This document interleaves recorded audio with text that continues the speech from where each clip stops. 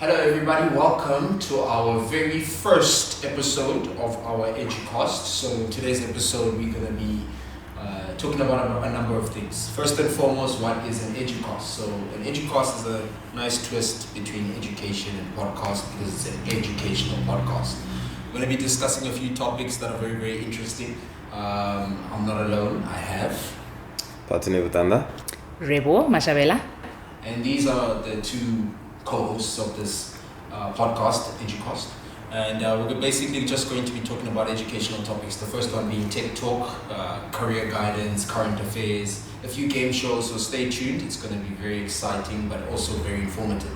Our target market is you, the students, and everyone is a student. You're never too old to stop learning, right? Mm-hmm. So first and foremost, you should know who I am and who Phathu is. If you don't, we're going to leave a link in the description to the first podcast that we shot with Hakima Council. Shout out Hakima Council for inviting us on their podcast. We essentially spoke about our business. We are tutors, what it is we do, where we're from. Yeah, just a little bit about ourselves. Today we're going to get to know Rebo a little bit better. So tell us a little bit about yourself, Rebo. What's the vibe? What's a psychometrist? How did you get into it? Let's hear. All right, so I am Rebotile Mashabela, but like Bule said, I'm Rebo. Everyone calls me Rebo. I am a psychometrist. What is a psychometrist? I know first time I told these guys what I do, they're like, okay, what is that? A psychometrist is a practitioner, a psychological practitioner who works with psychological tests. So I do a lot of career guidance assessments, I do your medical legal assessments, everything that has to do with psychological testing, that is me. So how did I get here? I studied a BA, majoring in psychology and criminology at UP. Then I went on to do my honors in applied psychology at Genisa, and then I did my B-Psych equivalent in psychometrics at UJ. Like I said, my mom thinks, she always says I'm basically doing a tour of all these institutions in South Africa. So yeah, that is how I got to where I am. Yeah. All right. So what was the big factor in you choosing your specific career path? What was the ticking factor? So let me be honest. Going into varsity, I actually wanted to be a dietitian. Then I didn't get into the program, so I was like, let me go psych way. It's easier to maneuver and switch courses while I'm in the institution already. Then I fell in love with psych, and I was like, okay, I'm gonna keep doing this. I wanna be a clinical psychologist, and that was my goal from first year all up until, it's still part of the plan, but when I got to my honors year, I found out about this thing called psychometrics, and I was like, this is actually quite cool. I always knew that there's psychological tests, IQ tests, emotional tests, but I never knew that there was actually a career around it. So that is where I found out about it, and I was like, I'm actually gonna pursue this. Before I start my master's, let me pursue psychometrics, see how that goes, do it for a little bit before I go into master's. Nice. And then essentially now, what do you do in your day-to-day as a qualified psychometrist? Yes. Yeah. So as a qualified psychometrist, my day-to-day, I am basically setting up interviews with my clients. Then I send out assessments, depending on what assessment I'm doing. Usually for my career guidance, I will have a little talk with my client being the child and the parent, and then I'll send out a link with all my assessments. You complete it at home when you have time. I write your report, then I bring you back in and we have a conversation about what the report says.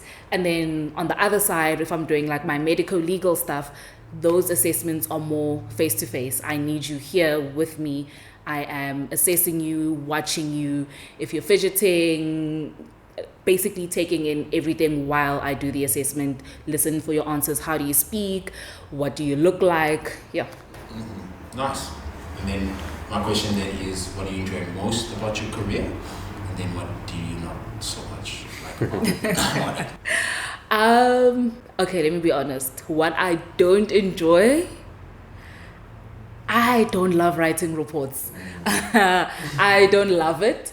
It can get a bit boring. It can get a bit repetitive. But I mean, everyone is different in a way. So that kind of brings a little bit of fun into it. And one thing I love about what I do is basically the career guidance, helping people, kids, choose what they want to do or pushing them in the right direction. Because to be honest, I too was very confused. I did not know what I wanted to do while I was in high school. Then I landed on dietetics. That didn't work out, and now I'm here. So I just want to help other people go through that, but a little bit easier, man. Know what they want to do and help them get there. Nice. So as we said, she's a member of our team now, and at We Are Tutors, we have this now new opportunity as a result of having a qualified psychometrist on the team, where you can get career guidance, subject choice assistance, because just like what Reba was explaining in her story, and it was my story as well for a very large portion. Most of us. Yeah, most of us go through that. I think when you're in about grade 8, 9, you're not 100% sure what subjects to take for whatever career that you are thinking of taking. So if ever you need assistance, definitely go that route, because not many people know that that's something you can do. Exactly. They think they have to figure it out themselves, or it's maybe cheaper, but in the end you end up wasting more money, I would think. Going to university, studying something you're not 100% sure. Then you want to go Then back, do you something completely do a else. completely career shift. Now I want to be a lawyer, but I was doing dentistry. Yeah. And nothing helps me, no credits, no nothing. So And it's a tough ask. I mean, how old are you when you pick your subjects? 15, 14? Yeah. We're asking a teenager to make decisions that will affect you for your lifetime. Yeah. And this is the career you taking. This is your undertaking. This is the printout. My mom calls it a printout of the receipt you get from your schooling career. Yeah. Meaning whatever ingredients I have, that's the cake or that's the food I can make. Yeah. So I think having somebody like her, helping you, guiding you, making sure that you eat whatever food you want to eat. You make sure that your ingredients are right, and you make sure that whatever you want to cook, that you're a good chef. Yeah. Most definitely. So career is a very long thing. Yeah. It's a lifetime. Yeah. So we don't want to get it wrong. All right. So moving swiftly along, guys, we're going to do Tech Talk now, right? So the topic on Tech Talk that we're discussing is the new coding and robotics curriculum that's being embedded into the CAPS curriculum. So they want to now, the government is trying to essentially have coding and robotics be compulsory for students and be like the subjects that we took. We had 9 subjects in school. So now they're adding the 10th one, I would assume. Yeah. So it's compulsory now for you to do the coding and the robotics. And now the biggest worry is access to resources and the training of the teachers who have to essentially embed this program into the students. Is it a positive thing? I certainly think it's a positive thing. Purely because the world is moving at a very fast pace. Knowing how to code and use your devices is going to be very mandatory. I don't see people writing for very long and being traditional. So I don't know, how do you guys feel about this new venture that the government is taking, putting that in the education system? Yeah, I think first and foremost I'll say finally. It's been quite a long time coming. I mean, the private schools started this already 2014, 13 already. We were in grade 8. Now he has a full-fledged beard. Anyway, no. Finally, it's a good one. Introducing it into the CAPS curriculum. To your point, I think the general feeling or the general mood around anything public really is implementation.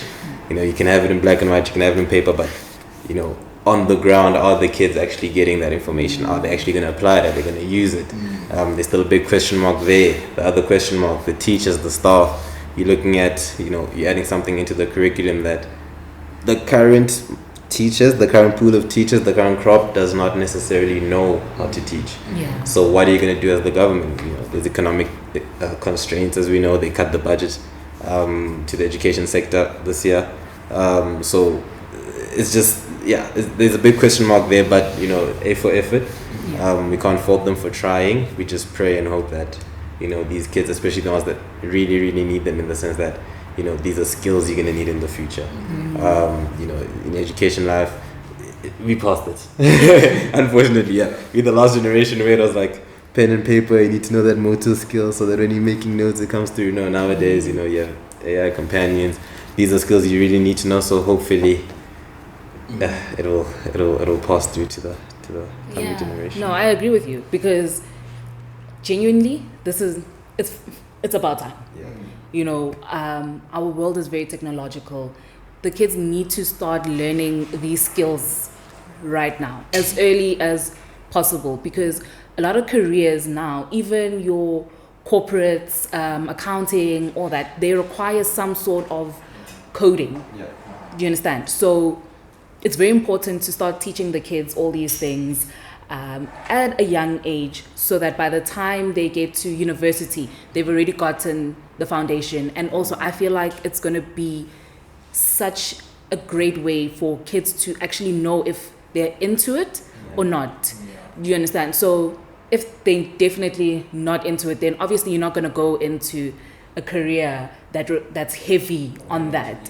And if you are into it, then obviously straight into that. I don't know if you guys have read Outliers by Malcolm Gladwell.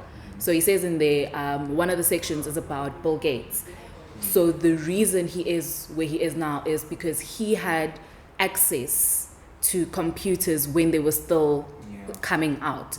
If he didn't have that access at that time, he probably wouldn't be where he is right now. So by giving the kids right now that opportunity, get into robotics, informatics, we might just build the next tech mogul. 110% agree with you with that one.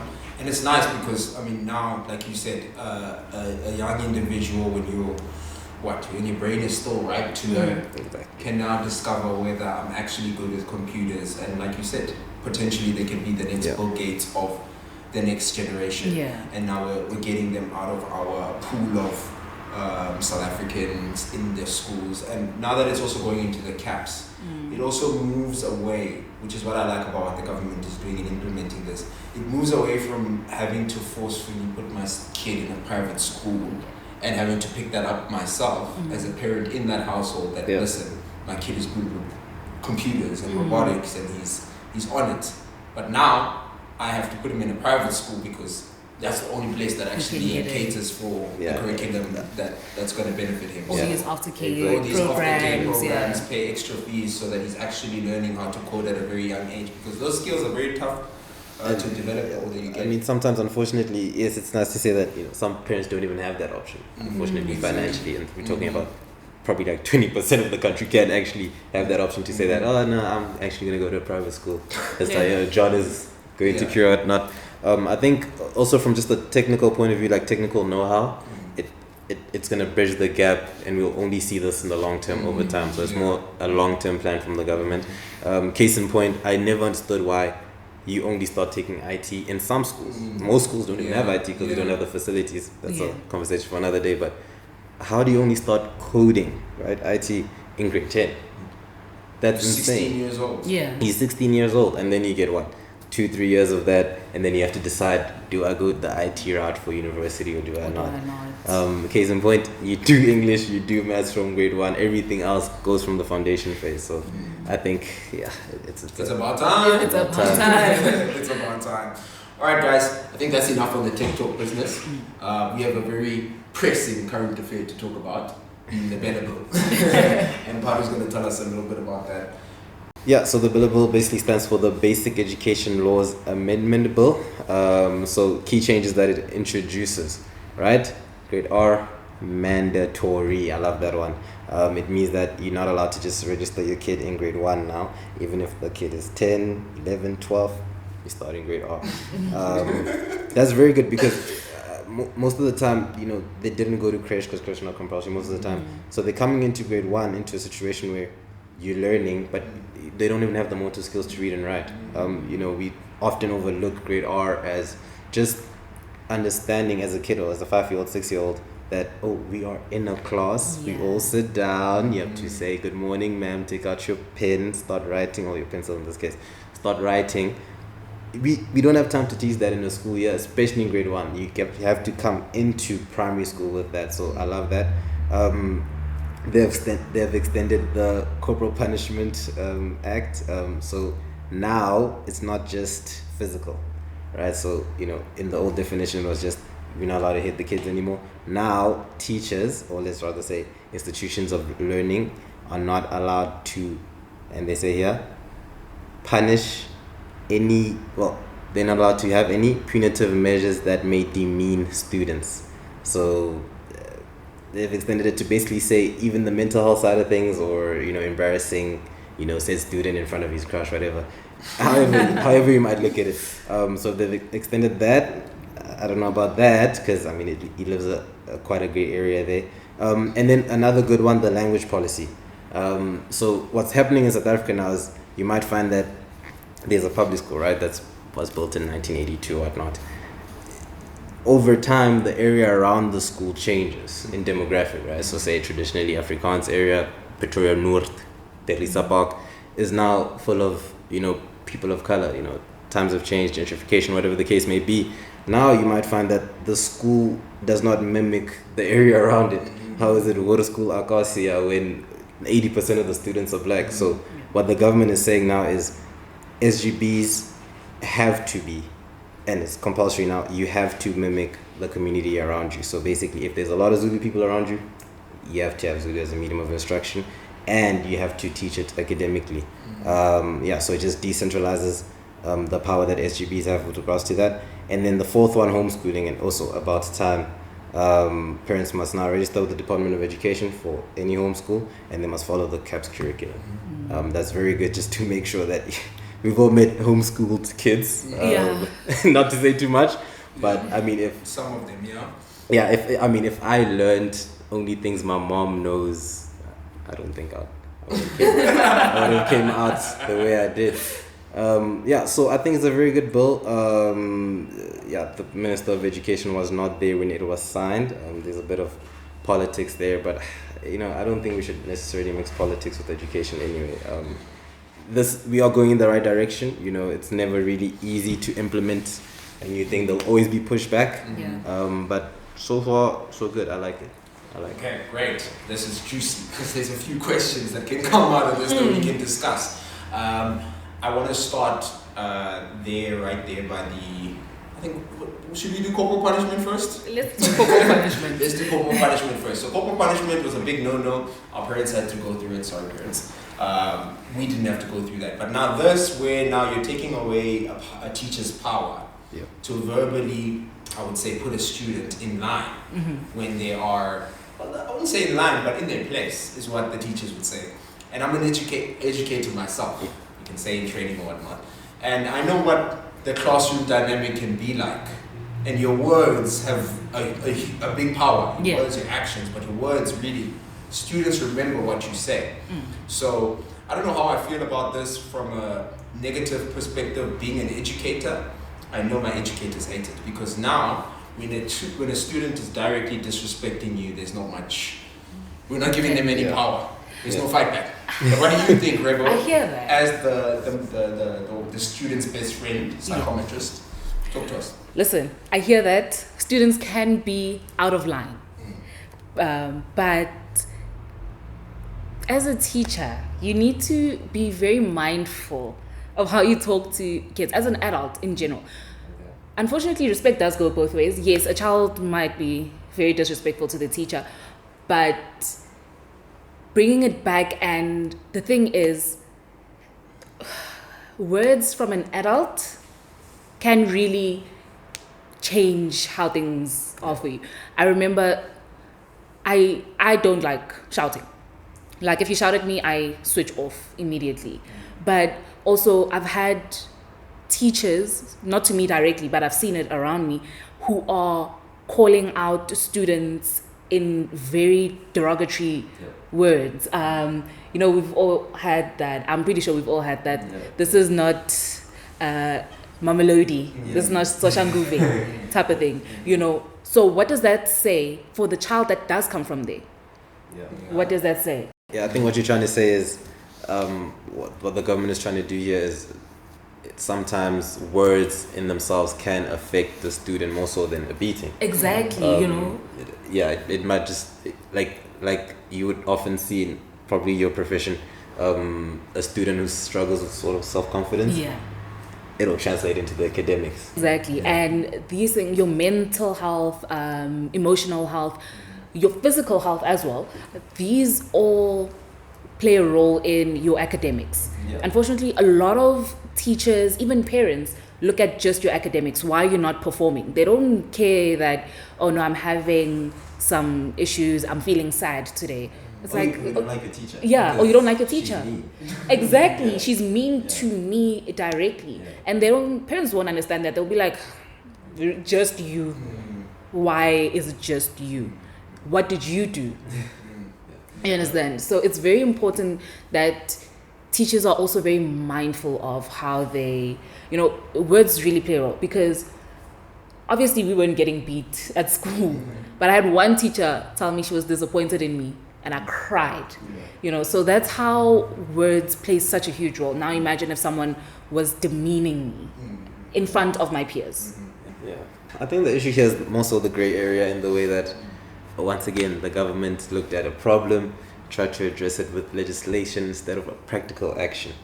If you thinking of the kids' mental health and you're saying that the teachers are being demeaning to the kids, or they causing a lack of self-esteem, whatever the case may be, I don't think you attack that through extending corporal punishment to say that a teacher's not allowed to put a kid in their place, so to speak. You have to come at it in a certain way. You have to say that, okay, what's the greater issue here? The greater issue is school has changed, the times have changed. Kids are under scrutiny from things like social media. Your bully can bully you in person, and then they can bully you at home through the phone again. It's crazy, right? So I think the government should have then went, listen, we don't have to go at it through the bill. We can just make sure that we have the lights of Rebo in every school.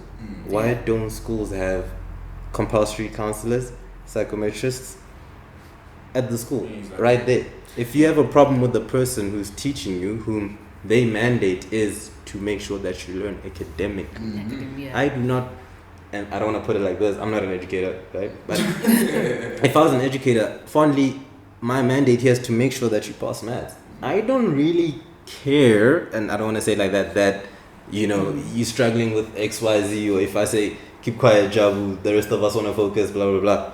You can go to your counselor with that. You can go to, and they can assess the deeper things that are going on with you. Okay. We can help you holistically. The other problem I have is just the gray area in the sense that now it's relative to the kid. Yeah. I think that's the thing. If Mrs. Fisher tells you, hey, I'm disappointed in you, based off of how you've been raised or whatever, take it. You take it personally. If Mr. Fenter told me, hey, Phathu, I'm disappointed in you, I'm like, next week you won't be. I'll prove you wrong. Case in point, right? I'm not going to name him. There was this kid in our physics class. Bulelani and I went to the same school. I think Sutherland had a subject change form. So if you're struggling in a specific subject in grade 10, they're like, change. Yeah. So you got the form, right? And most kids would sulk. Most kids would break the heart. This guy was like, no, listen. What I'm going to do is I'm going to pass the next cycle test. I'm going to make sure my marks get up. And then I'm going to leave. Oh. Yeah. Just to prove a point. Yeah, just to be like, what, ma'am, I could have done it, but... I didn't. And I guess to your point, maybe there was potential for him to stay there. To your point. But now he's going, I'm going to prove you wrong. But you know what? I'm still out. Yeah, because she literally gave him that form and told everyone the mark and why he needs to drop the subject. In front of everybody. In front of everybody. They're demeaning him. You're demeaning I get it, him, but it's also a grey area because... maybe that could have his marks, and maybe that could have been a catalyst for the marks. Him boosting his marks. But I mean, okay, so you're saying him being humiliated, motivated. Exactly. But it's relative. It's relative. Yeah. Relative to the kid. But that's to play good cop and bad cop. Because I'm as the educator, I've been in a classroom setting where a teacher has humiliated, a student has humiliated the teacher. Now the teacher now needs to gain the respect back of the classroom. What you say back in those moments is very important. Example, teacher is teaching, the student is now saying to the teacher, basically the teacher's trying to make an analogy. So the analogy is basically something relating to maths, and wants the whole class to understand this by using this example. Whilst he's explaining this, student picks up his hand, doesn't wait for the teacher to call on him and says, you're going off topic. Now, as the teacher, he is like, I'm here making an example that's going to not only benefit you, the entire class, and now I can't even do it. And the minute he said that, I looked around the classroom because I'm observing. I'm in my first year. Everyone immediately was disinterested, put their pens down just because they realized, oh, maybe this is not that important if he thinks that the teacher is going off topic. Now he is in a position where he has to retaliate. But like you say, teachers are older. They're the adults. They need to be the ones to now. And I think this bill is now putting the power on the teacher to say, listen, the pressure's on you. You've gone through school. You know what it's like to be in their shoes. Now you need to be smarter. You're putting more pressure on us in terms of how we deliver. And like Phathu was saying, I'm here to teach maths. Teachers are under so much pressure already. I think it's just the lazy way out. Like, homeboy, if they put him in his place, go speak to your whoever. And like, it doesn't even have to be that something bad is happening. Why don't we have like regular check-ins, compulsory check-ins every year or once a term? The person must come. The person must come to the school if there's budget constraints. The person can be mobile. They come in. Is here Bulelani or whatever 12A. It's your day, and then we go through. We talk. Then we'll make progress. But just to add more and more on the poor teacher. My mom's a teacher, so I know firsthand the pressures that come with that. But definitely, but definitely. To touch on a different point, just to highlight how great I think the Grade R chat is. I think that's brilliant. Yes. Because we run a tutoring company, and majority of our students within that age group, grade 1, grade 2, who need our extra assistance is purely because of that grade R wasn't really that serious. Motor skills, like Phathu was saying, they don't know how to hold a pencil. Now, I'm supposed to now start teaching you how to count. I'm supposed to start teaching you how to read, right? You haven't figured out how to hold the pencil? So there's a few things that can be done in the foundation phase that should be compulsory, because what in actuality ends up happening is the kid gets to grade 1, he's 7 years old, he has to stay behind. He's in grade 1 again. Mentally, we don't know what that does to him. Or in grade 2, whenever it is that missing grade R catches up to him. But it will catch up to him. So that's a thumbs up from me for the government. I'm very proud of that one. It's a nice bill added on today. I don't know if you guys want to touch on anything else on the bill?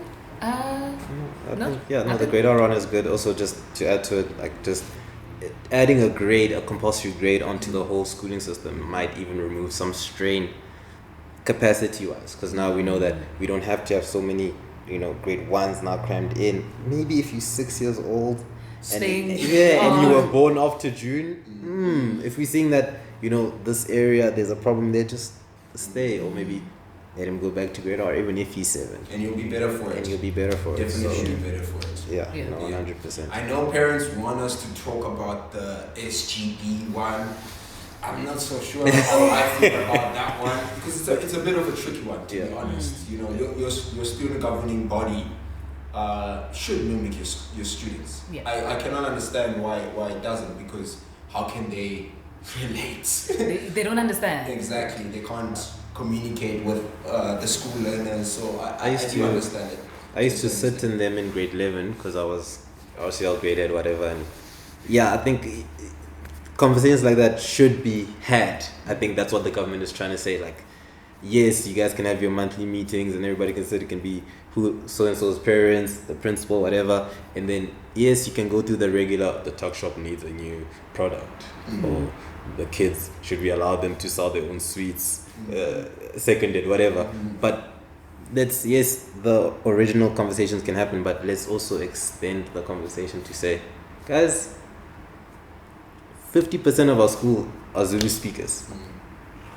Let's make the change. I think they're just basically saying, guys, from now on it's compulsory, because you don't want to think about it. You don't even think about it, because they've told you, listen, hey, maybe you should. So now those conversations have to be had. No, and I think now it's going to push more parents and people to want to join. Yes, because back then it was no, why should I? But they got it, or they don't want us there. Now the government is saying whether they want you there or not, someone has to be there. That's a good point.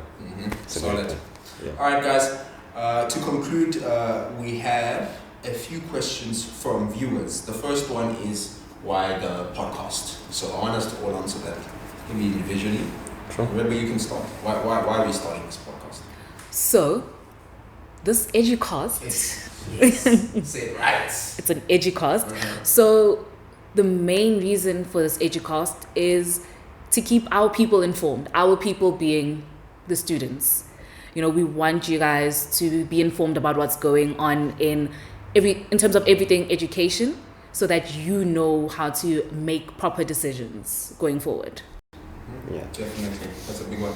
Yeah, no, I think the Educast, when we came up with the concept, we just saw, because we've been running our tutoring agency for about 7 years now, and we just saw, you know, in order to speak to the masses, there's so much misinformation or omitted information. Like, for example, going to school, I didn't know that Arabo exists. Mm-hmm. I took econometrics, guys, and now I'm in fully fledged education. That should Yeah. not, that doesn't make sense. I feel like I wasted some of my years. Maybe if I had had her or a podcast such as this, I would have been informed in a way. Maybe I can't afford a tutor, but I can still tune in to YouTube, listen, send in my questions. If it has to do with teaching, Bule. If it has to do with the policies, me. If it has to do with career guidance, her. And whichever guest we have. So I love the concept.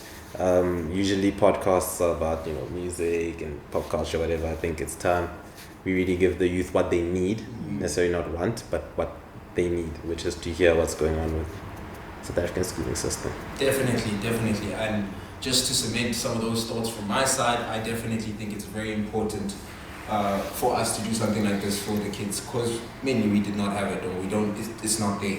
We don't know what's actually happening in South African schools, or what's happening with the government, or the bills that they're putting out, like the BELA bill, and how it actually affects us. Yeah. And then to hear how we feel about it might make you also start to think, how do I feel about it? Yeah. And now you can actually find a little bit of interest in some of these topics. There's going to be more careers as well, and I'm very excited about that, because a major part of this podcast was to be able to educate students to know what they want to do with their lives and how they would like to live their lives, because your career is something you're going to wake up and do every day. You do not want that to be boring. We're going to help you make sure it's not boring. So yeah. And parents as well, yeah? And parents as well. So Yeah. parents are also within our community. We want parents to be informed also about what's happening with their kids, what's happening in the world as well, because some parents are in education, some parents are educators like us, Yeah. and generally they're the ones passing these books. So Yeah. they will definitely tune in and hear what we have to say about them. So I think we have one more question on your side. Yes, we did. The question I got, a very loaded question. How does one navigate the pressures of selecting a career field to study in university, especially if your desired academic path doesn't necessarily align with the field that your parents or guardians have in mind for you? So, my answer to this is it's very difficult. I don't want to lie. I personally have not experienced it, but from the people that are around me, they've told me that, I actually wanted to study this, but my mom said I can't because it doesn't make money. I was fortunate enough. My mom was just like, listen, tell me what you want to study. We'll apply for it. You go do you. So I think the best way to navigate it is to, number one, you need to have a talk with your parents. You need to make them understand why you want to do whatever it is that you want to do, why you want to be an accountant, why you want to be a digital marketer, for example, why you want to be a dentist. Put that out there to your parents. And, if they still aren't really understanding, look at what they want you to study and explain to them why you don't want that and how it might affect you going forward. And I'll always advocate for this, maybe because this is what I do, but get a career guidance assessment. Guys, it's so important. It doesn't just look at your interest, it looks at interest, your personality. Would you fit in here? Are you more likely to be a leader, to be a follower? What are your emotions like? And then obviously we look at your marks as well. And then we can make a proper conclusion. Yeah. And that's important. I think that's where parents really want to see, Yeah. okay, okay, you're actually right. It's an educated decision. Yeah, it's an educated decision now. It's no longer just, because I like social media, let me go do digital marketing. Yeah. Yeah. Oh, nice. Brilliant, guys. So we are tutors. I've been Bule. Phathu. Rebo. And tune in next time when we will be discussing TikTok, and she's got a guest for us. Can you just give them a preview of who our guest is and what they'll be talking about? So our guest is a CA in training. He is a very, very nice guy. You guys will meet him next week. So tune in next week if you're interested in being a CA, or if you're not interested, just tune in. Because you're going to find out what CAs do. I'm interested. I'm excited to question the guy and see what he's about. Yeah. So that's We Are Tutors. This is an Educast. Peace.